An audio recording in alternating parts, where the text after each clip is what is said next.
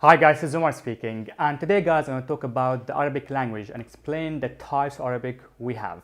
Okay, so if you are just starting in Arabic or you are about to book a course online or in a classroom, or you're kind of confused which dialect you should learn, then this video is going to be very important for you and I'm going to clarify to you all the things you need to know about the Arabic language. Tamam? Now, in Arabic language, we have two types of Arabic, or you can call it two branches. Okay? The first branch is modern standard Arabic, or you can call it classical Arabic. And the second branch is spoken Arabic dialects. Okay? Now, let's talk about modern standard Arabic. Now, modern standard Arabic is mainly used when it comes to read the Quran or read the newspaper or read books like, for example, literature books, or give a presentation at work, or read like legal documents, so something like that. Okay? Now, spoken Arabic dialects are mainly used for communications. So, to communicate with family, with friends, to travel to the Middle East, so just to basically communicate in everyday life situation. Okay?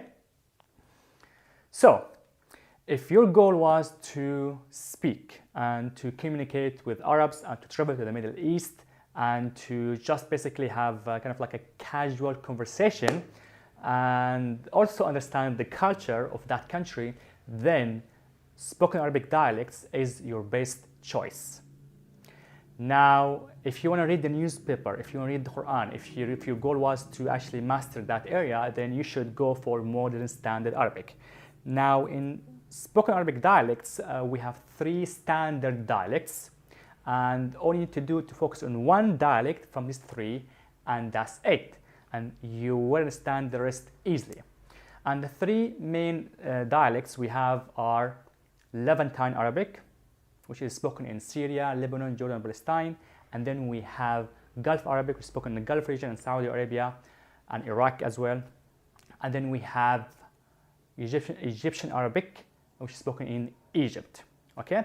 So again, you just need to focus on one dialect, master it, and you will understand the rest easily. It's like you are from London and you met somebody from Australia, for example. Okay?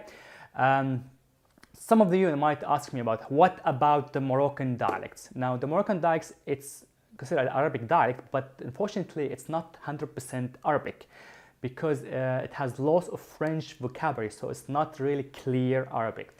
So, you can only learn Moroccan Arabic. I recommend you to only learn Moroccan Arabic dialect if you are willing, if you're going to go and work in Morocco or in North Africa.